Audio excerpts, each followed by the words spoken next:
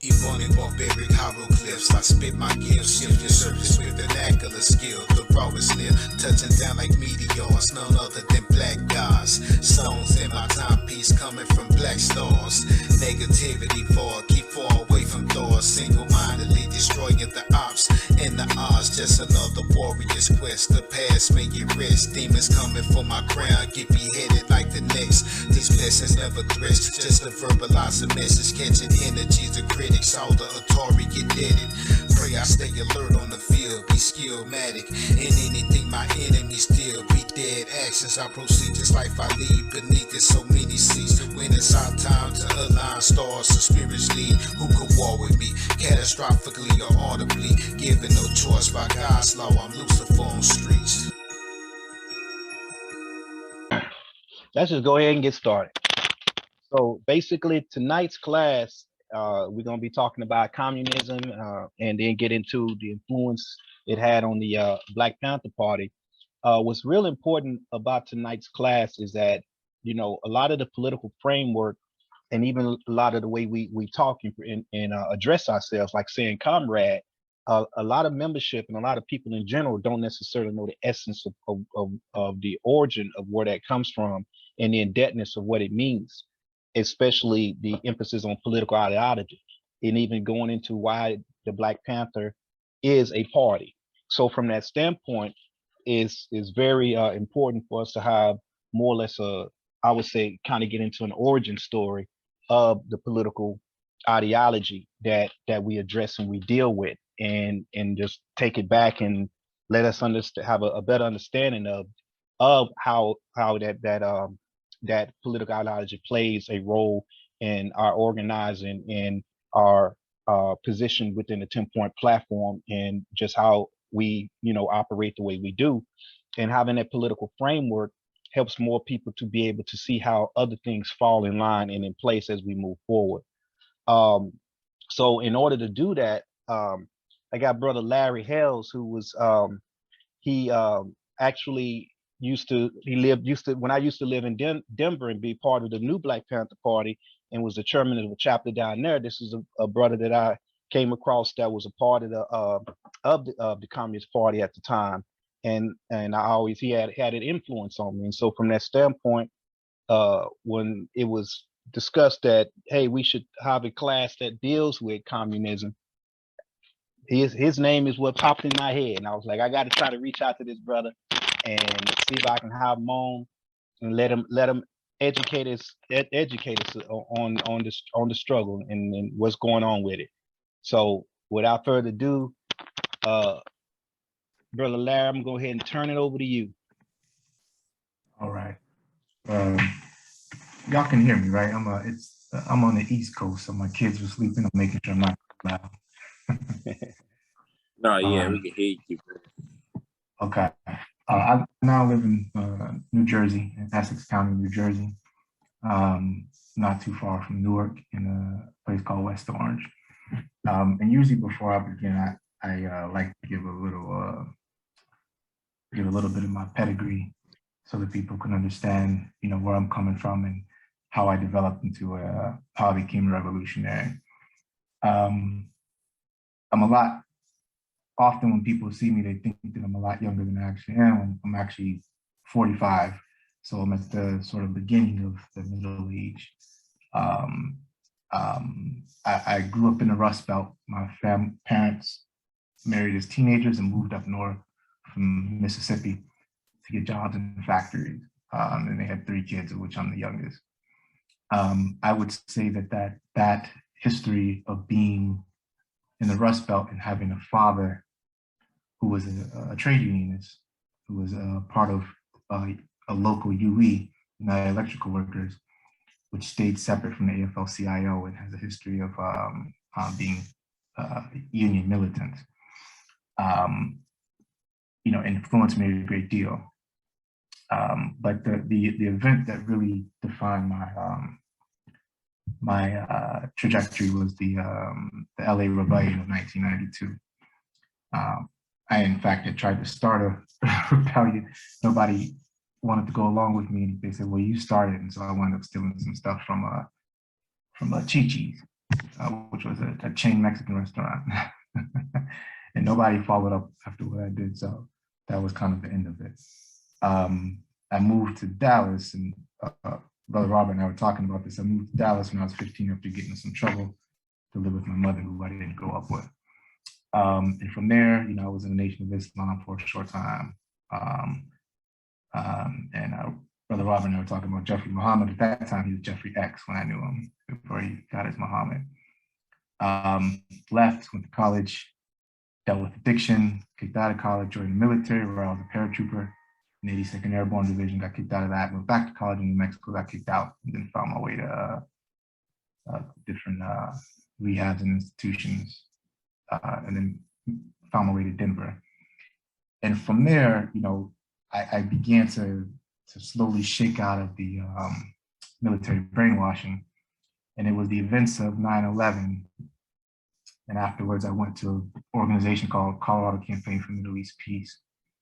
That was, while everyone else was political consciousness in the US shifts, and it has a lot to do with the needs and desires of the US imperialist class, and what's happening in the world, as well as, I think that for being dialectical, these shifts have a lot to do with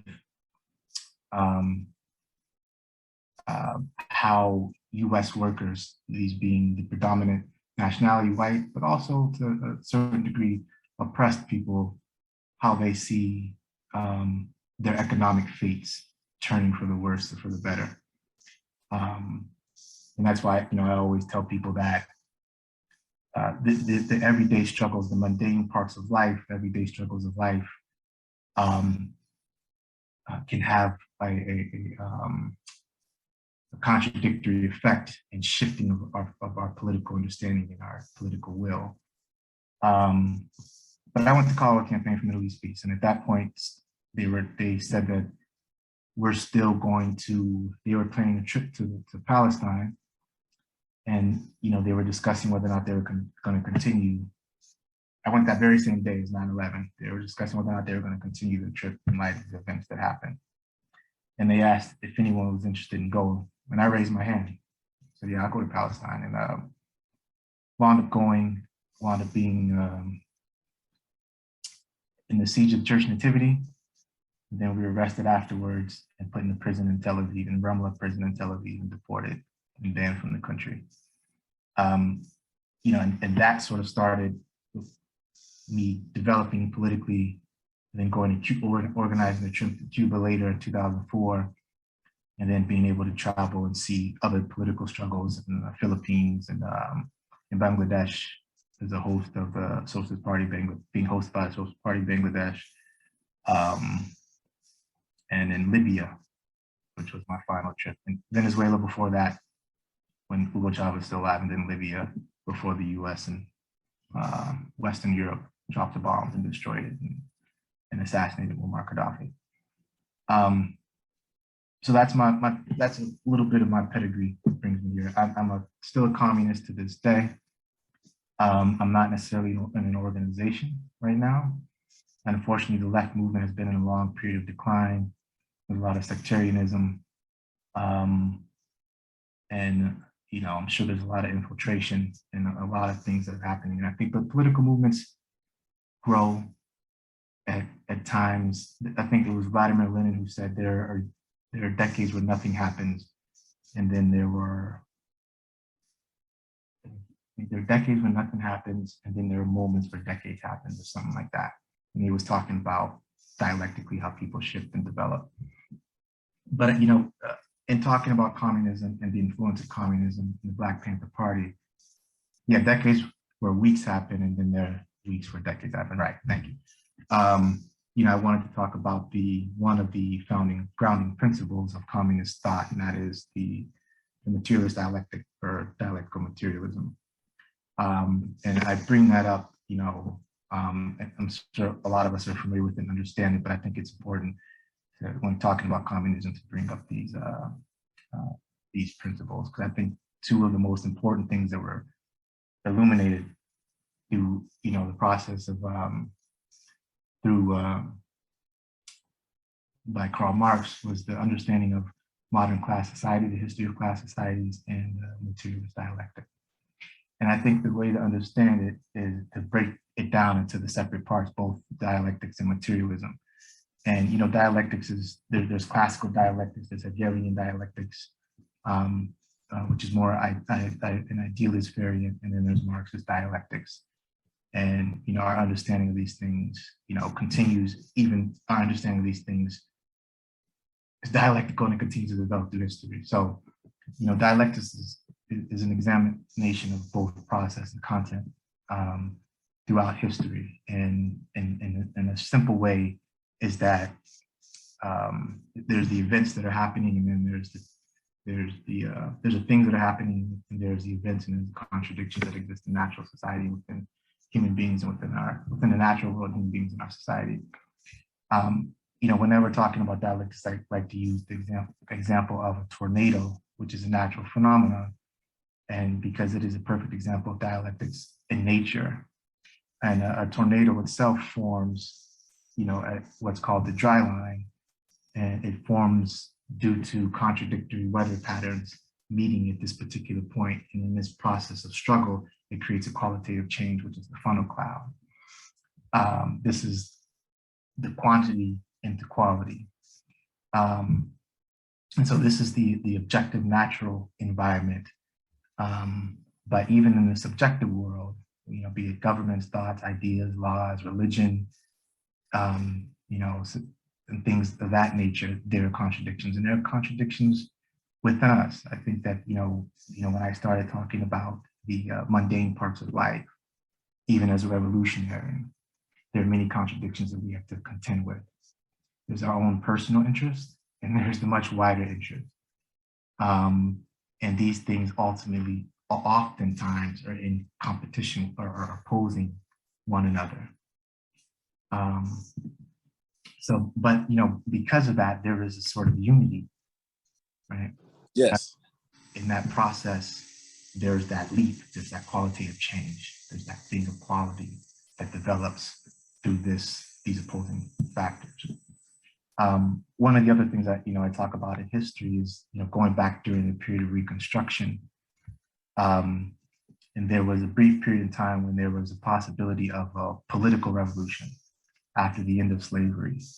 And there was a great compromise that was made between the industrialists and finance capitalists in the North and the former slaveocracy in the South. And due to that compromise, there was the Posse Comitatus Act of 1878, which ended this period of political power for Black people in the South, and any hopes for land ended with that, and we saw the rise of semi-feudal conditions, which was the sharecropping system, as well as Black codes, and all these things sort of part of a de facto slavery that existed, and the white paramilitaries and the rise of U.S. apartheid. But in this period in history, as we've come forward, any attempts to use federal troops at that particular period in history, that the use of federal troops on U.S. land was a positive, but that can't be seen so history, right? Such as, for instance, the U.S. in a lot of ways has federalized police forces, especially as it relates to undocumented migrant workers and the checking of documents and the turning people over to ICE. That's federalization of local police forces, and it's a violation of Posse Comitatus, frankly. So, as I said, contradictions abound, they abound in our everyday life. And, there's one example that Huey gives, and I think it's in intercommunalism. Yes, sir. And he talks about African gods south of the Sahara, and that they would have two heads, and then one for good and one for evil, and that be an example of internal contradiction. So the other part of the materialist dialectic is materialism, which is, rather simple in that the physical world is objective and it exists outside of our thoughts and ideas. And that in fact, our thoughts and ideas in our world, instead of us forming the idea of the material world forms those ideas. Wait, can I interject, brother? Sure. I love what you're talking about. I love what you're saying, and a lot of this is on par with a lot of the revolutionary thought of the 60s when Fred Hampton talked about heightening the contradictions, because we're talking about a contradictory struggle. And even so, in today when we got this movie coming out with the Dahomey, which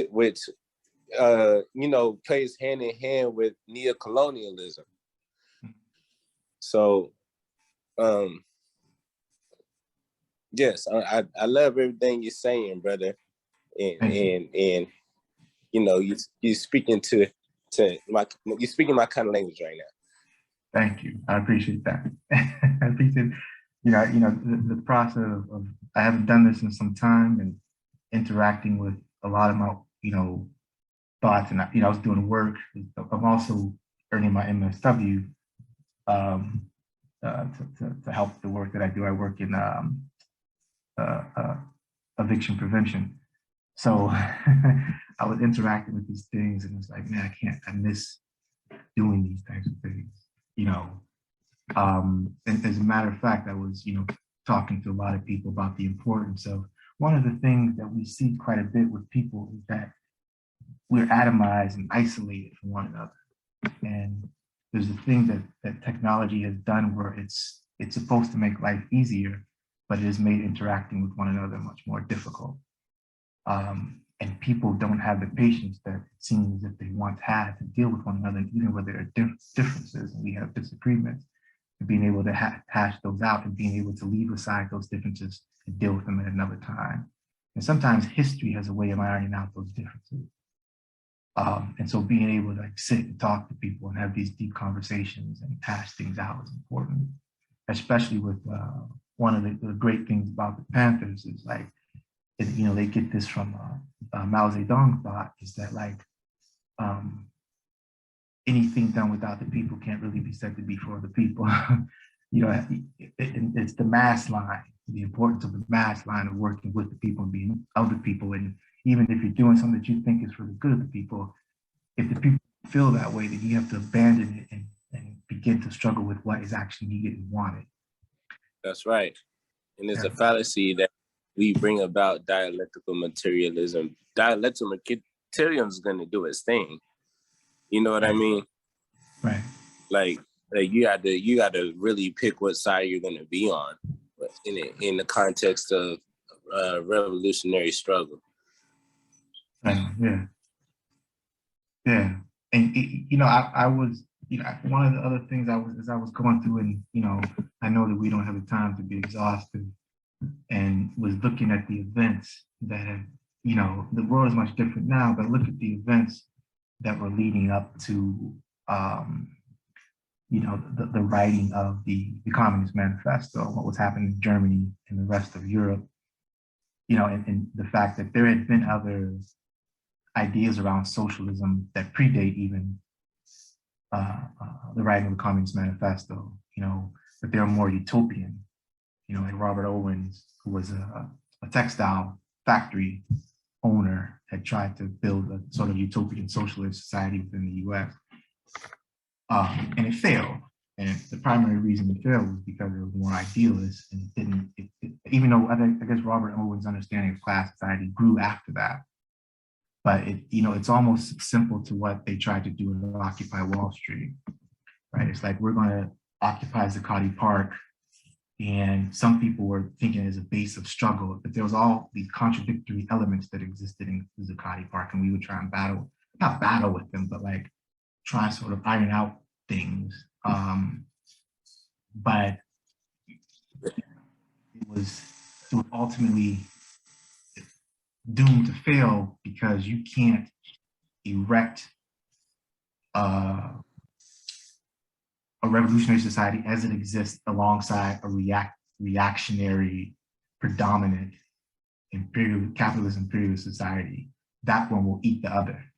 And any attempt to do so ultimately, without struggling against the system, will lead to people consuming one another. And that's what happened with the College Park, unfortunately. But, you know, I think that one of the things, you know, one of my favorite theoreticians to read is Emil Carcabrawl. And, you know, I think that one of the things that's generally missing is there, you know, the European communists are generally Eurocentric. Marx was, we don't so much deal with the contradictions of Marx and thrust him forward, but it's the ideas. Sometimes you understand a person. The idea. Right. Yeah. You deal with the idea and you know, the goodness of the good of the idea, not the contradictions of the person that the idea came from. Right. I mean, you deal and with then those. Also, not to interrupt you, but recognizing that these things are an end state, right? Like, this is a destination along with revolution. Like, these things imply completion. You mean like in terms of, say that again, brother? Yeah, completion. Like, this is, when we talk about revolution, we talk about something that's finished. Like, this is a polished, you know what I mean? When we talk about communism, this is something that's finished. Like, when we talk about these things, this is an end state. This isn't the vehicle that, you know, we necessarily driving in to get to, you know, a means to an end. This is, completion is synonymous with these terms.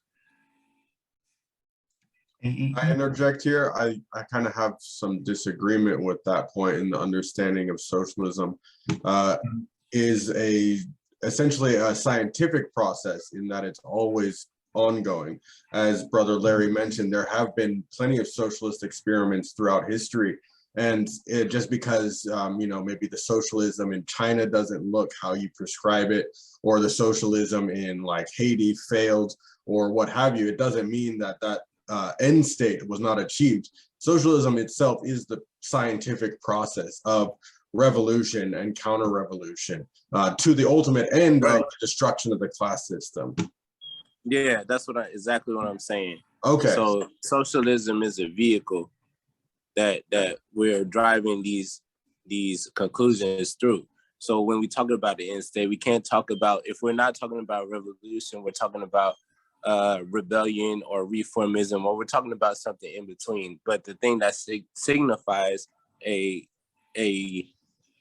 full, complete movement is a revolution. The thing that I'm always heartened by the story of the Grandma expedition in Cuba.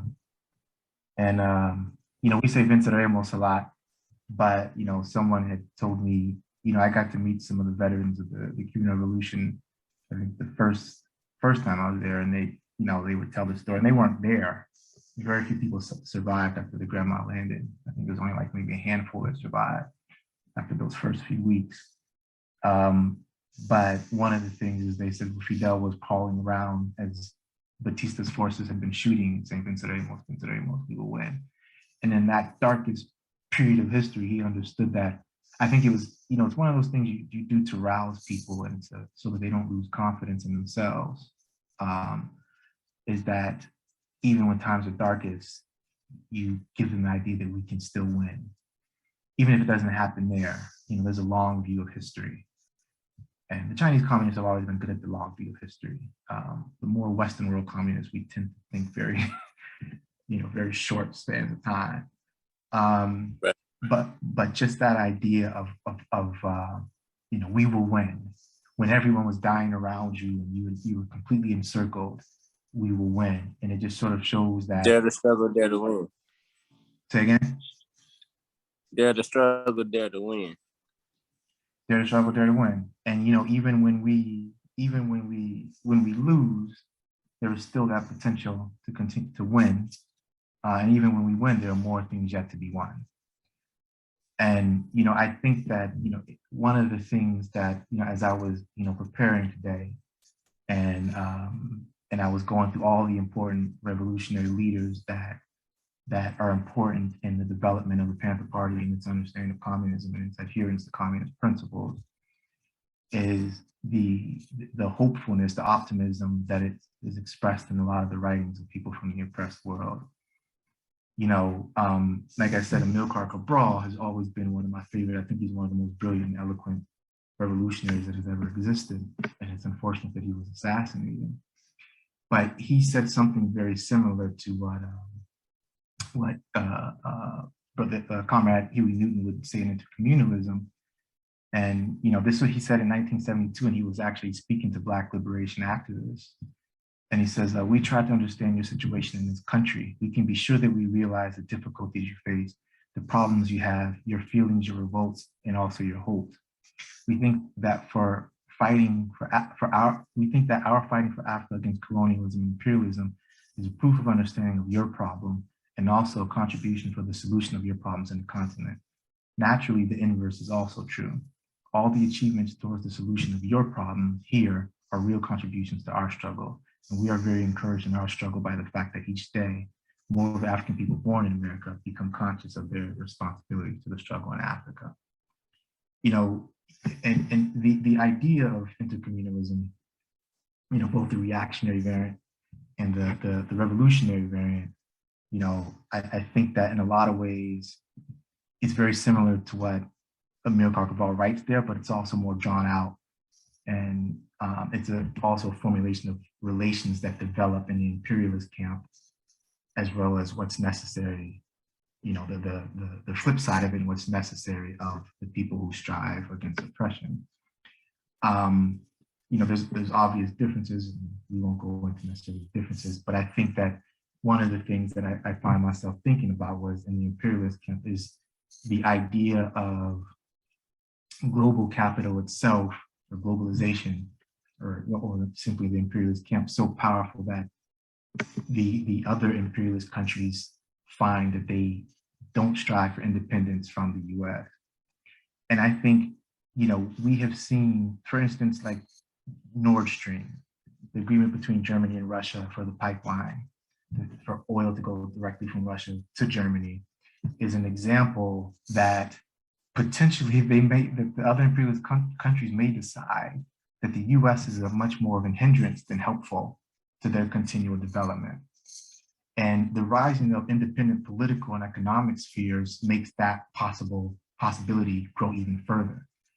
And I think the US is afraid of that. That's why it reacted the way it reacted with Nord Stream. That's why it reacts the way that it reacts whenever any European economy tries to draw closer economic relations with China. So it's afraid of that. It's afraid of the BRICS nation in entirety, because, and this is one of the contradictions that they have to deal with, and we have to learn how to actually use. To what benefit does it present for us? And so intercommunalism is very interesting. I have a little bit of slightly differences with it, but I think it's right on in the sense that it's a prescription for a struggle of revolutionary intercommunalism against what's happening in the reactionary imperialist world. But I think that one of the other things that the Panthers brought is an understanding of social relations. And it's funny when you read Chairman Fred Hampton and Huey P. Newton, people think they're saying different things, but they're saying everything that they're saying is in sync. I think the Panthers, when they were founding themselves before they decided to become internationalists, because at first their idea of formation was a revolutionary nationalist formation, but they understood the importance of aligning themselves with international movements. But their understanding of US social relations, so you have class society, but then even within class society, much as you had in Russia, because of the expansion of Russia, and Russia compared to the other capitalist countries historically has always been more underdeveloped. It has always been more backward. But Tsarist Russia was a large expanse of territory, and captured within that territory were lots of different nations that had different cultures and spoke different languages.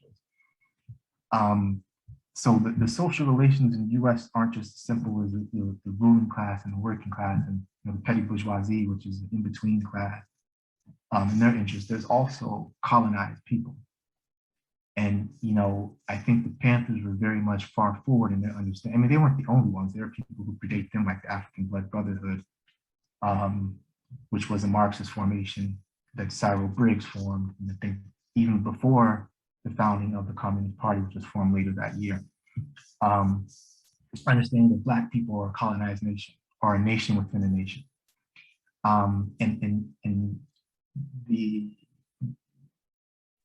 In Lenin's right to self-determination, the right of nations to self-determination. And it's important to understand, like Harry Haywood, who was a very important member of the Communist Party, the CPUSA, and later became a Maoist, had pushed the international communist movement to pass a resolution recognizing the Black nation as a separate nation unto itself. And interestingly enough, the Communist Party at that time adopted the same resolution, and at that time had two different formations, one in the North and the South. And one of the formations in the South was instrumental in the development of the Sharecroppers Union. And one of the places in which the Sharecroppers Union was actually large was Lowndes County in Alabama. And Lowndes County is the Lowndes County Freedom Organization was the first political organization of Black people to use the Black Panther as a symbol. That was 1966, and it was partly formed by SNCC. I think the Panthers formed the following year, 67. And so it's important to show that distinction of that historical connection between Lowndes County and its particular history and the work CPUSA and communists were doing in Lowndes County, especially in organizing sharecroppers who existed in semi-feudal conditions, and then later using the symbol as a Black Panther, and that being the symbol adopted by the Black Panther Party for self-defense. And this is sort of part of that history of the development of communist thought and the usage of communist thought by the Black Panther Party. There was also years before, right around the same time as the founding of the African Blood Brotherhood, or shortly before, during the draft for World War I, there was a rebellion called the Green Corn Rebellion, which was in Oklahoma in 1917. And the Green Corn Rebellion was led by whites, the Muskogee Native people, and Black people. And it was after sheriffs had tried to impose the selective draft, and they were rebelling against that. So there's all these things that have been developing in history. There's things that closer up to the development of the Black Panther Party. There's organizations that weren't even communist, like the Deacons for Defense and Justice, which was highlighted the importance of armed self-determination. There's Robert F. Williams, and who wrote Negroes with Guns, and his cohorts like May Mallory. And Robert F. Williams went to Cuba after he was framed by the FBI, and he began a program called Radio Free Dixie. And he would play jazz music, and he'd give political talks, and the Cuban Revolution gave them the bandwidth in order to get it to the South country. He later went to China, to Vietnam for a short while. He went to China and was welcomed by the Communist Party of China. And he actually wrote a great deal. I think it was from China where he wrote Listen, Brother. I think he wrote Listen, Brother while he was in exile, if I remember correctly. And that was something that was written to GIs, basically telling them that you shouldn't be fighting in this war. You should be fighting right along with the Viet Cong, the Vietnamese people, against your common oppressor. All these things are happening right around the time there's this global rebellion. There's, rebellion has been happening ever since, the period of discovery that they call. The native people rebelled. We also know that the only revolution, complete revolution of enslaved people to win their freedom was that of Haiti, which gave inspiration to Simon Bolivar, which housed him and gave him weapons and other materials for which to fight against the Spaniards. There's the revolutionary period in Guatemala. There's all these events that were happening in history throughout Africa. There's Ghana winning its freedom in 1957. Kwame Nkrumah, his brilliant writings, Amilcar Cabral, Agostinho Neto, and all these important revolutionaries who, in some cases, some Panthers actually go and live in those countries. Like, I think Sekou Touré welcomed a number of Panthers in exile. So these things were happening all this time, and it was time of rebellion. I think that Marxism and communism was very much at the forefront. And I think part of that reason is it's a prescription for struggle in class society against the oppressing class. And even for oppressed nations, colonized people, it's a prescription as well. But as Lenin said, that oppressed people necessarily our support for their freedom isn't based on whether or not they're communist enough or communist at all. Their freedom and the struggle against a common oppressor gives energy to the struggle for worldwide revolution against an oppressive capitalist system. And I think the Panthers understood that, I think that that's the reason why they were the greatest threat, and they were the only organization like it that was it was the most revolutionary, most powerful organization the US has ever seen in its entire history. It inspired movements of other oppressed people. It inspired communists in this country as well. There was nothing like it. And it was the greatest threat to the internal threat to the existence of the United States. And that's why their leadership was hunted down and killed the way that they were. And that's why the US, why the FBI, enacted COINTELPRO to destroy it internally. And I think that, its threat lies in its adherence to communist principle and its adherence to international proletarian struggle. And, there have been other organizations that the US could deal with because they may have been progressive, they may have called for rebellion, but that threat of communism, that specter of communism, that potential to embolden other people was what scared the ruling class. And a lot of people, I wasn't alive during that time. I was born in 1976. But many people I've talked to from that period said that they felt the revolution in the air. It wasn't just in France in '68, but people felt it here as well in the imperialist world. So, there is sorry, I'm jumping around a little bit. I have a pair of remarks that I wrote a lot down and a lot of quotes for y'all and all these things. And I wanted to bring some of those out, but I think that, in the period of discussion, we can talk about those things. But I know for myself, as a communist, as someone who's dedicated to the struggle, and someone who at times, it's hard. Someone had told me during the period of the decline of the great social movements, during the Reagan era, up until the early 2000s, was one of the most painful periods in history. I remember those periods, but I was a kid through much of that time. But I find now to be very painful. And it's painful because one of the things that unfortunately happened is the alienation that is set in, the apartness from one another, and how it seems that revolutionary organizations are consuming one another. And people and revolutionaries themselves have forgotten what it's like to a certain extent. And I think one of the good things about the Panthers is their idea of the revolutionary potential of the lumpen. I don't use lumpen now because it connotes certain things, but to them, the whole idea of the revolutionary potential is lumping. So you might see people or brothers who are indulging in the underground economy, who do things that you may disagree with, and who might say a lot of things that you would disagree with, but they're not lost. No one's lost until they're gone. There's always that potential.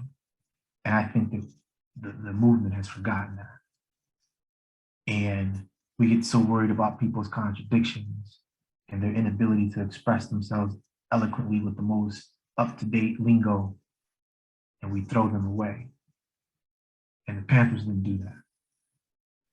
They leaned in closer to people that many people would run from, and embraced them and pulled them in.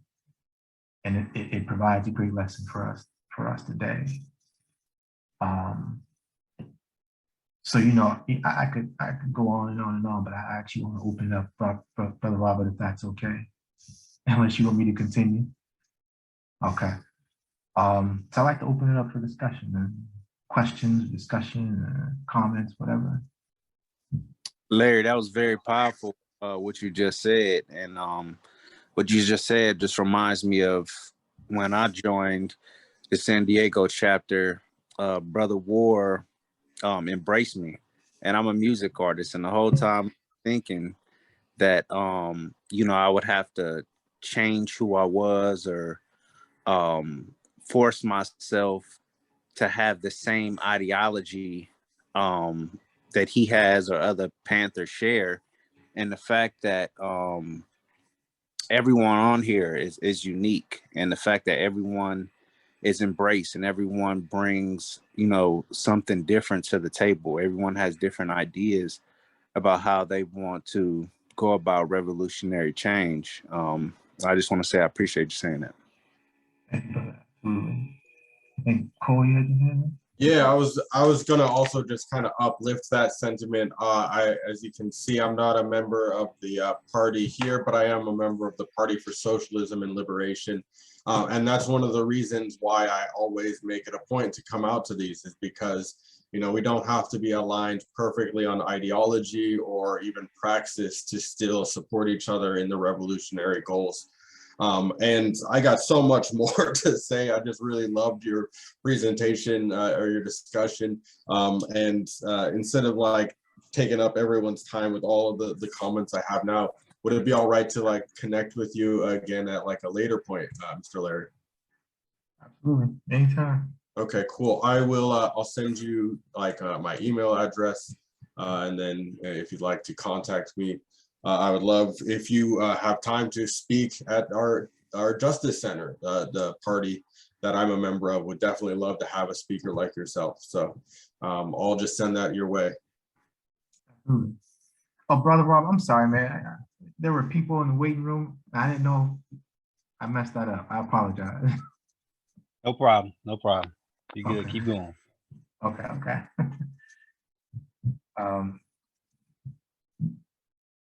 Anybody else? Yeah, Larry. So you said you start to go on the sentiment about you know, it being a painful time from the Reagan era up until early 2000s. And I was, you know, obviously, I mean, I was born in '88, so I didn't really get a chance to see all of that, but you know, I've been soaking it in and doing, you know, studying and reading, watching documentaries and so forth.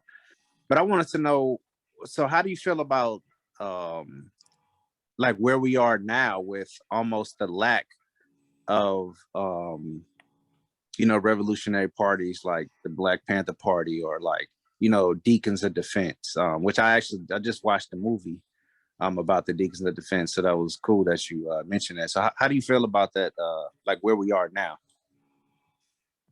You know, it's interesting, you know, and I'm gonna answer it in sort of a lengthy way, because I want to bring in, like, you know, the period of history that brought us here and how it's influenced, you know, the way we look at things and the movement and leadership and organizations, you know, because, you know, there was an event that happened which was an earth-shaking event, almost as earth-shaking as the Bolshevik Revolution. but in a different direction. And that was the collapse of the Soviet Union. Despite its contradictions, despite it had deteriorated, with glasnost and later perestroika and then a complete dissolution, it was a buffer of the world. It was a buffer against imperialism, right? And there was not a unipolar world. But when that happened, we saw what's called globalization like erupt overnight. Like suddenly, half of the world's population had been open for exploitation. And, and so capital just like feverishly began exporting, and capital, not just the money, but the means by which things are produced. The eyes got big and I think that the reactionary trend, see, people always say that like white people don't have anything to lose but their chains. I'm like, but they do have something to lose. The very whiteness, they have that to lose. And they want to hold on to that. They want to hold on to whiteness because revolutionary struggle sort of obliterates that idea of whiteness and the necessity for it. And so that's part of what we're seeing now, this growth in the fascist movement. So at the same time that was happening, it was funny, I watched Step Brother, they call him Coach Prime. He was a two-sporter, he played football, and Deion Sanders. And he was talking about the reason why you don't see a lot of Black folk in baseball anymore. And he's basically saying because their fathers don't play baseball. And we are disconnected to a certain extent. Like people growing up, they don't have those examples. Their mothers and fathers weren't revolutionary. Their mothers and fathers don't remember revolutionary. They didn't have them in their lifetime. Like those examples, those things sort of fall off the written history books, but the experiences, those people are dying off to a certain extent. But there's also a potential because the ways in which things were done at early periods in history aren't the ways they need to be done now. We've developed, we've grown, and it's necessary that we change the way that we approach the struggle and approach people. And I think that the revolutionary movement is having some growing pains, and it's trying to deal with that reality. But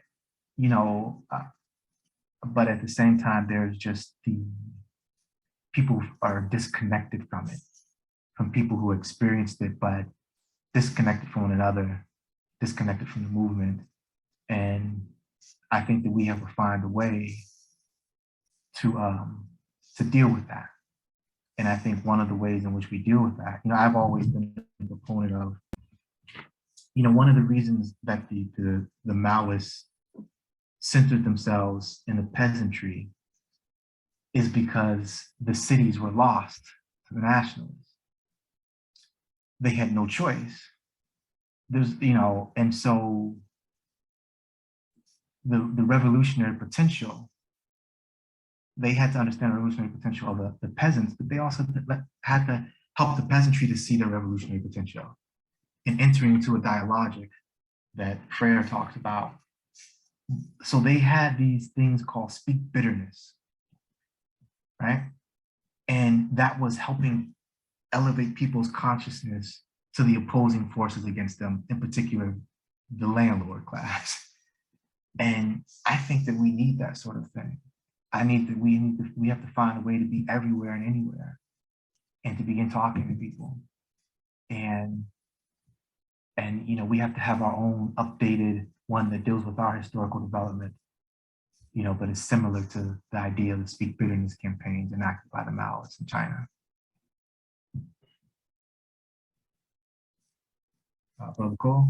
Yeah, that I love that. I consider myself a Maoist. I lived in China for 6 years, and have close friends both in the party and the PLA, and talking about the struggle here with them and their many years of experience post-revolution in many ways is kind of something that always inspires me. But my question was kind of two-part and more about something you said earlier with regards to Occupy Wall Street, how you said that it collapsed because, and this is where I was a little confused, because you said it was composed of lots of contradictions, but also because it existed in a state of contradiction with the state power. What would you say, it's both? Or yeah, I would say it's a confluence of factors. Confluence, okay, because obviously I don't have to tell you that, like, Lenin's concept of dual power, it essentially states that it's necessary for revolutionary power to exist in tandem, but in contradiction to state power, at least for a while. So with that in mind, and we're seeing the ideological contradictions of Occupy Wall Street, do you think that there's any chance of an ideologically unified sort of dual power arising in America? And on a global stage, do you think the ideological discrepancies of a bloc like BRICS is a liability? I think, I mean, it could grow to become one, but I don't think it currently is. I think objectively, because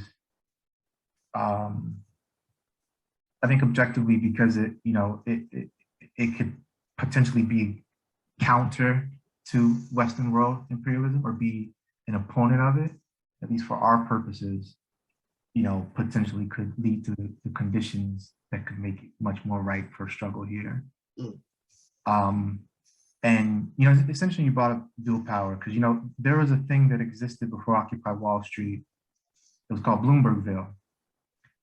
And Bloombergville, it's unfortunate because David Graeber was going around getting these honorariums to speak all over the world. And he failed to mention Bloombergville. He wasn't part of Bloombergville. But Bloombergville was, it was during the time. So what happened was, I don't know if you remember, UC Santa Cruz and I think Berkeley students had seized a couple of campus buildings. And at that time, that was during the time of the budgeting crisis, which was part of the financial collapse. Or at least it was the end part of it. When Wall Street started picking up, you still had these budgeting crises that existed across the country. And so at that time, someone had asked me and said, I would pay you to go back to school to help organize students. I was like, okay. So we went back to school, and I was with someone, and he said, let's build an organization here on campus. I was like, yeah, we can do that, but I think we'll have limited success. I think what we're seeing is a student uprising all across the world. And I don't quite understand that concept of student power. I don't know what it really means, because students are transient by nature, and power over what? I said, but like often in history, students have moved and they've emboldened other elements, the most important elements of society, to move. And that, because that energy, that youthfulness and that energy. I said, so, I think that there's a potential for us to call for and help develop a national struggle. So out of that came the March 4th Days of Action. I think the first one was in 2010. And this was campuses all across the country, but as well as high school students and high school educators and college educators began banding together and having these large mobilizations. And so in New York City, what developed after that was we were meeting in DC 37 building. DC 37 is one of the largest unions in the state, in New York State. And they have a huge building in downtown near the World Trade Center. And so one of the reasons they were allowing us to meet in their building is because they sort of want to keep an eye on what we're developing. That's one of the contradictions of the union movement, unfortunately. And not to attack the union movement, but I'm just being honest with how things develop. And so we had the unions in New York City were sort of cannibalizing one another, and it was based on city contracts, because it was the city saying some people have to get laid off, and each union trying to protect its own workers, right? But we were able to build some degree of unity between DC 37, the PSU, which is the Workers in CUNY, and a few other smaller unions. Not so much teachers union because there's a long history between them and like SEIU 1199 and DC 37. And we had a large march of about 5,000, maybe more people down into Wall Street. Charles Barron, who has a long history in the Black political movement, was one of the leaders of it. He's part of Operation Power in December 12th movement here in New York. So one of the actions we took was we occupied a space in City Hall Park. They kicked us out of City Hall Park, but then we took over a space near Chase Manhattan, this entire sidewalk. And it was against the budgeting crisis. And we had, at one point we chained ourselves together, or we zip tied ourselves together and occupied a space in 250 Broadway, which is where NYCHA used to be headquartered, but also where a lot of city councilors have their offices. It's an administrative building for the city of New York. And there was a mini rebellion that touched off as they tried to arrest people. We were freeing people from the grasp of the cops. And so Bloombergville kind of came out of that. And after Bloombergville sort of disbanded, we were called into a meeting with the people about Occupy Wall Street before it was called Occupy Wall Street. So, there were different political ideologies that were part of it. And, ultimately it was a confluence of factors, but it's just, it was almost as if it created itself in a small space and it had ceased to be with the people, and it just maintained that space on Zuccotti. And it was doomed to ultimately fail because of that. It's one of its biggest mistakes was staying just in Zuccotti. It's the idea of it, not necessarily the space, until the space you're trying to get it so large that the space is the idea. And so that's, if that makes sense, I don't know.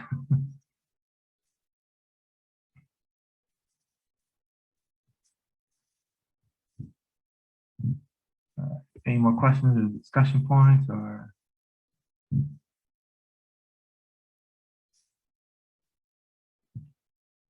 I guess I have one more. That's all right. Going even further back when you were talking about the Reconstruction, just because this has been kind of front of mind recently, do you mind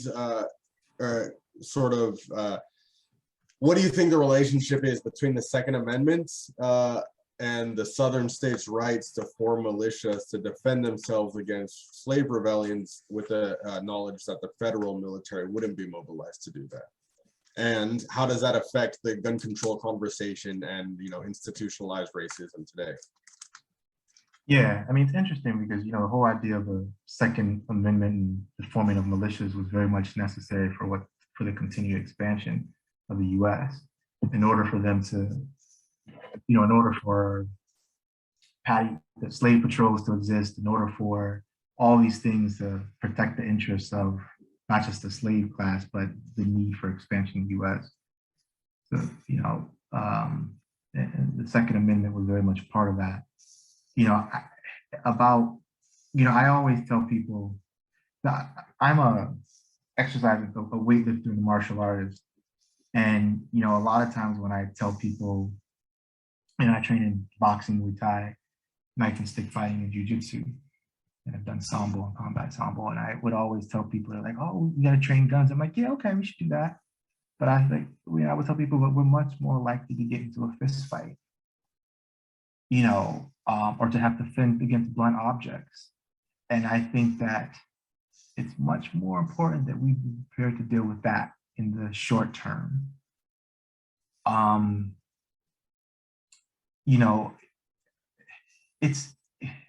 I'm of two ways about it.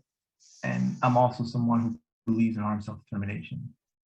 And, for myself and for all oppressed people. But it also worries me that you have a country with this degree of alienation and of hurtedness and just backwardness, and 400 million, and most of those guns are in the hands of white people. There's 400 million of them. And it's a problem. And I don't know, but there's no easy answer because those weapons are already in circulation. And, you know, I mean, there is a revolutionary way to deal with phenomena. And I think one of the ways in which to get with it and formulate an idea is to begin that dialogue with people. And then, you know, and that's important in helping to formulate what is to be done in regards to this question. Because I'm not 100% certain, you know, it's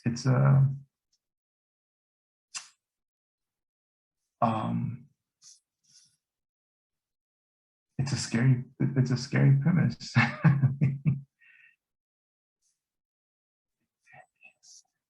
You know, the right wing is, and then you have the fact that the right wing and the ultra right wing, the reactionary forces, the fascist forces,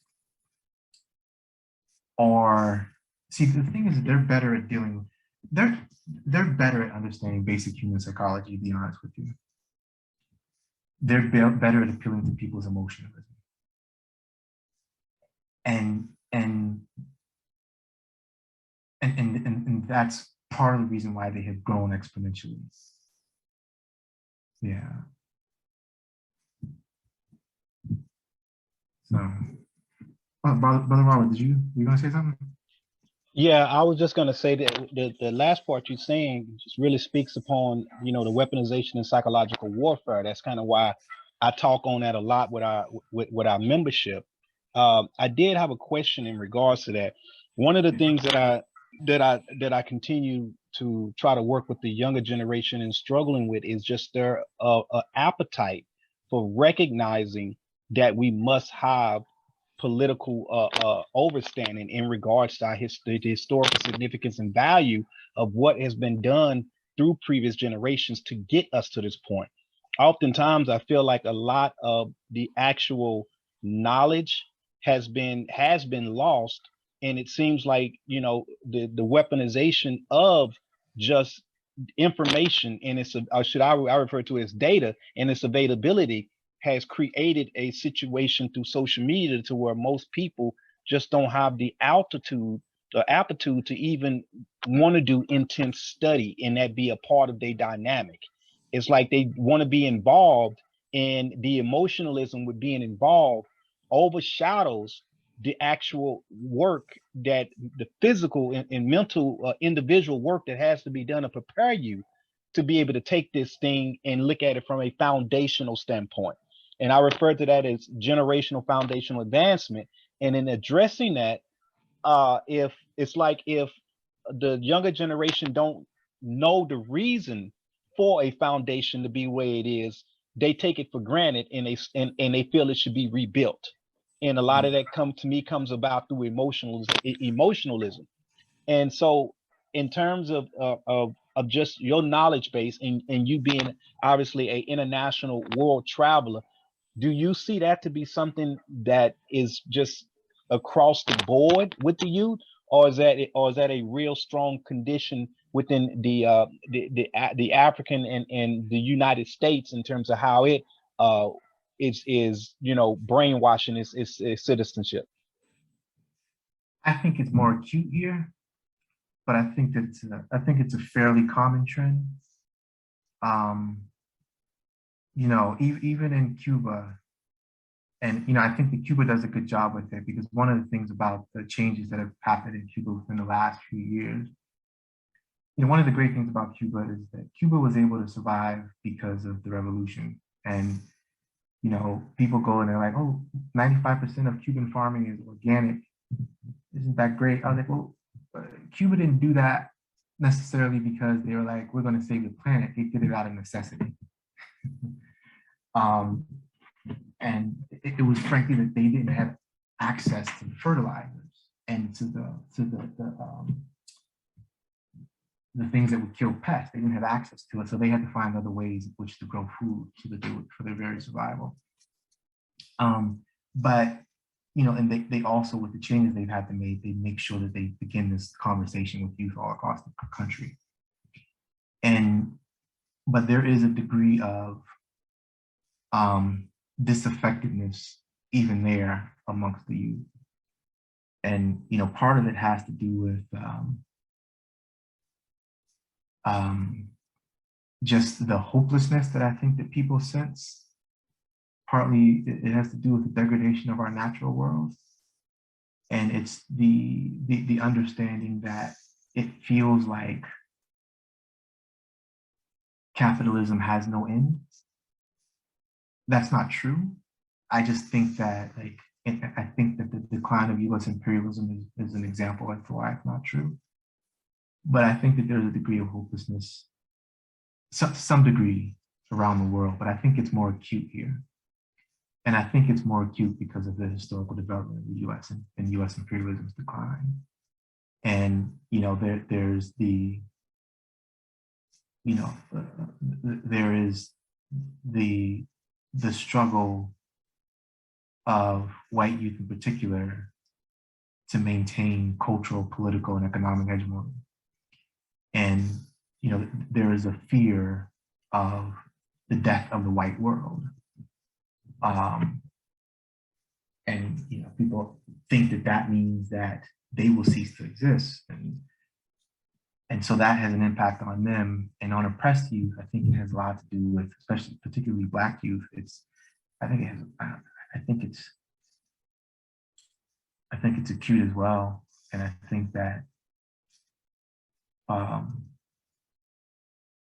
you know, I think that part of the reason that, you know, when you look at our culture has been used against us. Like, hip hop is a thing now that I just find a hard time defending often. I still defend it, but it's like it gets harder and harder to defend, you know. And but like it's purposeful been turned against us, you know. But also I think that, you know, it's I don't know if anyone's ever read Tookie Williams's Blue Rage Black Redemption. And he was talking about, he said, you know, people have this misunderstanding. They think Crips were a pre-revolutionary organization. And he's like, that's not, he said, whatever the acronym, that's not what we were doing. that's not how we formed, that's not what we're doing. He said, you know, perhaps if I had an option to join the Panthers, I would have joined the Panthers, but that wasn't around where I was, and I became a Crip. But like, it's that sense of belonging. And I think that once we're able to create that sense of belonging, I think we'll be more attractive people. And I think that's the thing that the revolutionary movement has struggled with, is create that sense of belonging. And then from there, you know, we begin to deepen people's political consciousness. But it's a struggle, because no matter how savvy we become with using social media, other people have more access to it than we do. They can do more with it. And that's why it's a tool, but it can't be our primary tool. Yeah, one of our members asked, do you feel that there's been a romanticization with revolution? I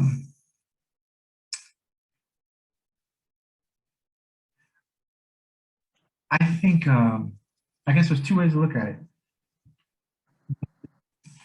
A romanticization that makes something more attractive, and there's one that makes it less attractive, or not necessarily less attractive, but like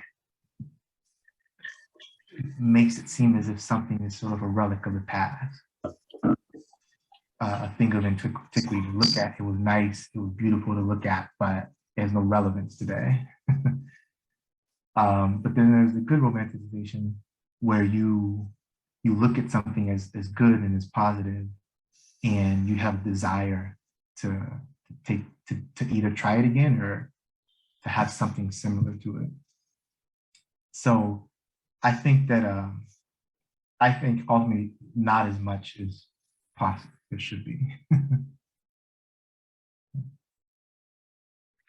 I think more than likely she was speaking on the idea of it being the nostalgia-ness of it, and that being projected and promoted. Like, for instance, even within the Panther Party, one of the biggest things we struggle against is just the especially now, you know, with other formations like which when you met me within at the time when I was with the New Black Panther Party, is this macho-ness that has to go into armed defense perspective, and just that image of weapons and looking badass, and that type of attractiveness, and the afros and this, but not having any ideological substance that is being that you can refer to, but it's just the imagery and nostalgia-ness of that imagery attracts people. But then when they find out all of the study that really needs to be going on, and then that the direction has to do with the political consciences of our people, that tends to take a back seat in terms of levels of attractiveness. So it doesn't get promoted or pushed. It's like we're not a security force. Whereas people want to call it the Panther Party and say, hey, can you come over here and help us do security? Not recognizing that it's supposed to be the Black Panther Party. That it's not about, you know, toting guns and doing security. And so that nostalgia-ness of that imagery has overshadowed the mission, so to speak. Right. Yeah, I would agree with that. And, you know, there's that quote that Chairman Fred Hampton had the days of rage in Chicago, and he called them customistic. And he was talking about the Weather Underground. Yeah. And, you know, they had leaped too far ahead of where people were ready to go. So yeah, I think that nostalgia does have that image and the importance of going beyond that. And I've seen a lot of organizations that have projected that image. There are actually some actors who did it. Then there was that, what was the organization where they had the marching of people with guns, and then what happened is someone discharged a weapon and some people got shot. Oh, that's the Not Fucking Around Coalition. Yeah. They were sort of trying to use that image and that badness, those weapons. So that's all nice and well, but like, they got drones. They got, you know, they have like Apache helicopters. They have Black Hawk helicopters. Like we can't match them, their weaponry. What we match them with is our ideas. It's a battle of ideas. Yeah. Hi, I'm the one who asked.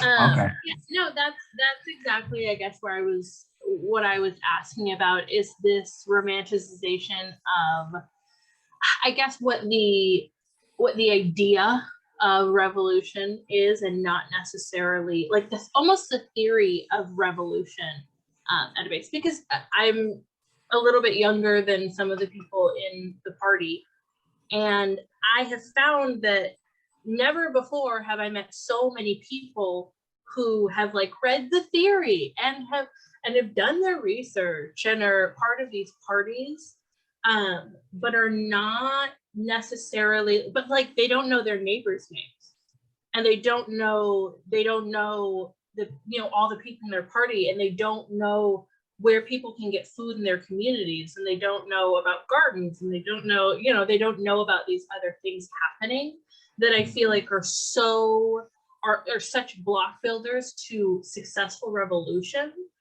that it almost, it doesn't negate it because the energy and the momentum is there, but I think that it can be really detrimental to the revolution as a whole when we don't have a strong base of community and being with each other and knowing our neighbors. Because obviously there are so many issues to deal with in revolution, but I feel like, I mean, at the base of it, it's like that I have to know you and you have to know me, or at least like, you know, I have to meet you where you're at. You know, we're all on the same page when it comes to a full revolution. And so that's where I was kind of interested in, like, the romanticization of it. And I guess I had first noticed in honestly, like, fiction. It's kind of a silly comparison, but in like The Walking Dead, when it was really popular, everyone always thinks that they're going to be a hero. And I think that there's a lot of, I think that is when I really recognize that people very much want to be the main characters in their stories. And I think that that's really important, that everyone feels that they can be in their story. But when it applies to your community, I think it's very interesting to see like who I would find would really show up in those situations, and who in theory, you know, could be good at it. Right. Yeah. I respond directly to one thing you just said. I totally agree with you, Dee, but on that point of, you know, the representation of revolution in our popular media, I think you're right to an extent, except for you have to keep in mind, of course, that all of this media is created under the context of capitalist society. And so the very reason why it's designed or programmed to you know, highlight this is to discredit the notion of realizable revolution in the minds of the masses. They always highlight that, oh, if you have revolution, then you're just going to end up in the same class scenario. And that's how most revolutions in Western popular media do play out. It's, you know, like Hunger Games, you overthrow the boss just to get a new boss. But that's not what real revolution is actually for. And so that is kind of a part of this social programming that we are subject to under capitalism. That said, you know, those of us who have, you know, that base level of understanding and still pine for like the violence of revolution for like role play sake, yeah, that's a very real like segment of even like the educated left in this country. I think it all ties into like the fascination with guns and violence, going back to that Second Amendment. Yeah. Well, you know, there's also a phenomenon that's been happening, and it's like, you know, there's the petty bourgeoisification of people, right? And I think that that's like, it's, you know, the gig economy is sort of like, you know, people becoming sort of like, in terms of, not in terms of like being hand to mouth, but the peasantry is defined by its relations to production, right? And so it's not necessarily socialized. And I think that's what people are becoming more and more. Sort of the gig economy is sort of similar to that in some way. It's like you are this independent contractor, you know, and it's hard. People are just socialized differently.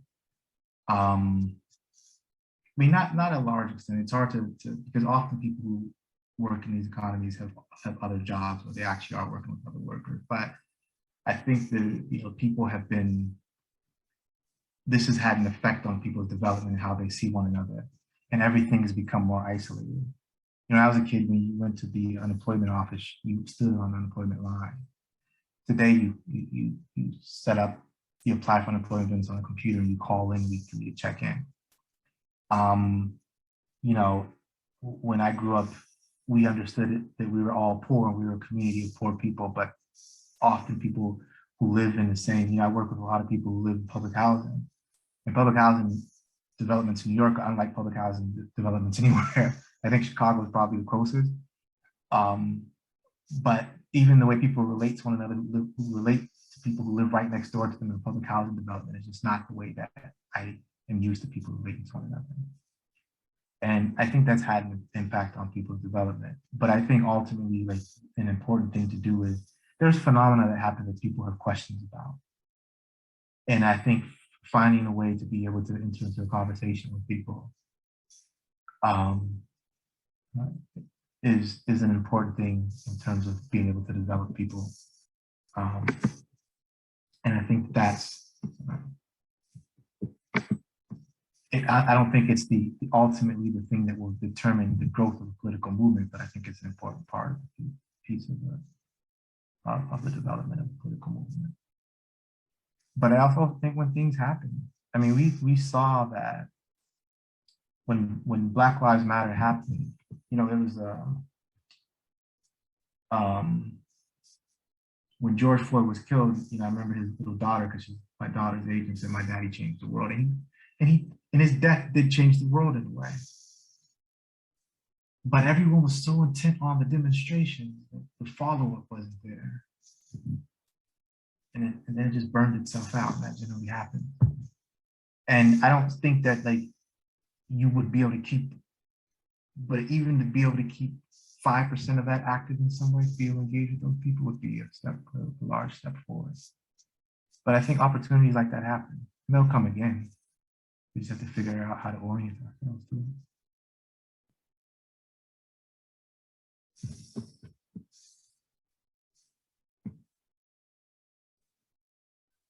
Anybody got any more questions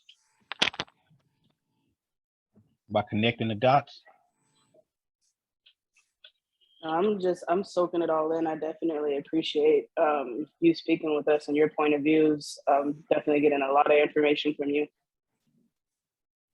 Yeah, I'm glad you, I'll be honest with you, that, you know, I went to Montana to speak on Mamiya once, and there was an old comrade there who had been active in the Vietnam War.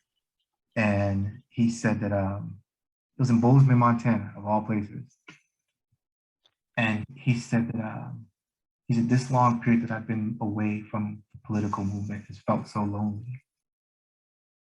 And he said that becoming engaged again makes me feel like I have a community and a place to belong and a reason for being. And, you know, I get down like anybody else. I get caught up in the day-to-day. And, you know, I got 2 small kids going to school and work and all that stuff. And, you know, the reason why I train as much as I do is because, you know, I just want to be helpful to people. And if it's being helpful by way of teaching people how to train for themselves, how to better themselves physically, then that's my contribution to the revolutionary struggle, and that's my contribution, and that's fine by me. But when Brother Robert, when you called me, it made me feel good, and I appreciate that. So I appreciate the opportunity. Oh yeah, brother. You've always been on my mind. I reach out to people when I know I need to. Thank you. I appreciate you. Anybody got anything else? Otherwise, I think we're gonna close out. All right. Do you mind if I ask if you are a member of any mass movements or any mass orgs, political parties? I haven't been in the last 5 years or so. There've been a number of organizations that have split off and died, and I was part of one. And you know, I spoke at this event in Wisconsin about a few months ago, and it was beautiful, man. It was farms. It was out in Manitowoc, Wisconsin. And so, you know, Wisconsin had a very important political history, but if you travel through Wisconsin now, it's like traveling through Mississippi, Central Ohio. But it has a progressive history. And this was out in like the middle of nowhere. And it was like white farmers and Black folk from the Wisconsin corridor, from Milwaukee and Racine, and indigenous people. And, you know, people who, some white people who, if you saw, you might think this person is probably a Trumper. And it just shows you, like, you got to give people a chance, because these people are very impressive. And I had said that, you know, we can, I was like, listen, what's happening in Manitowoc won't survive on its own. And what we're doing in Europe won't survive without Manitowoc. We have to find a way to use what each other is doing. And people are like, no, you know, we gotta do this, that, and the other. They're being very provincial. And both died. And that, you know, that made me feel bad. So I went away for a little bit. But I'm still there ideologically. I'm just finding where my fit is. And last thing, do you have Instagram or anything like that? Do you publish anywhere, or have like you know, anything you'd like to plug? You know, most of the stuff that I wrote, the last thing I wrote was a commentary on the Chairman Fred Hampton movie. But I don't do any right nowadays. I write on my Facebook page. I'm not really good with social media. I have Twitter and Instagram, but I don't really use it all that much. I have a page called People's United Front that I have started because I was trying to start. I was part of a group that we were trying to figure out a way to develop a conversation with left organizations and progressive organizations to begin talking to one another and find a way through the confusion and political morass.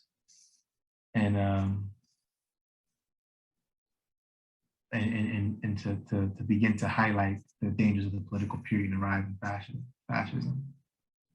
But it's called People United Front. It's on Facebook. Other than that, I just have my Facebook. I don't use Instagram or Twitter that much, but you can find it.